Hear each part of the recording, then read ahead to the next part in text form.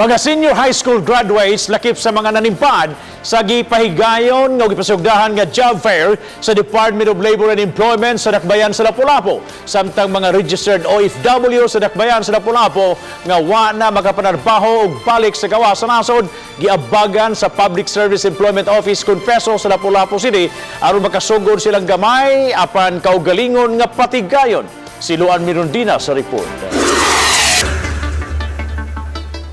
Gatusan ang midagsa sa gipasiugdahang jobs fair sa Department of Labor and Employment sa Hoops Dome, Lapu-Lapu, subay sa kasaulugan sa ika-121 katuig nga adlaw sa kaugalingan. Usa sa mga nanimpad ang 18 anyos nga si Gerald Mapait nga taga Naro, Kawayan, Masbate, kinsa usa ka senior high school graduate.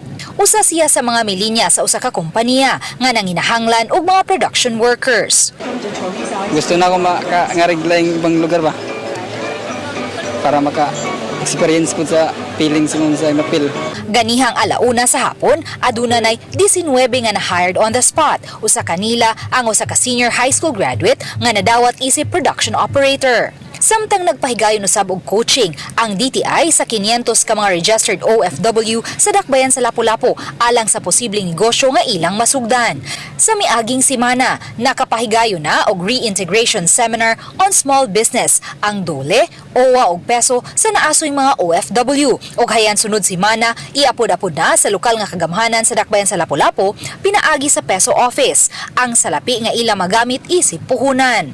Dirisod sa LGU, mo na ning amo ang request from DTI para at least negosyo coaching po sila para magiyahan sila ba.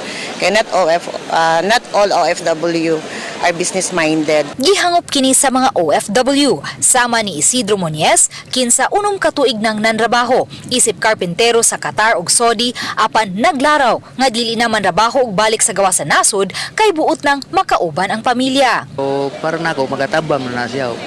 Unsa man gani og naa man gani sila ikahatag. Katabang na sa pagsugod-sugod na to gamay negosyo. Uban ni Renante Quiñones, Luan Mirondina, Balitang Bisda.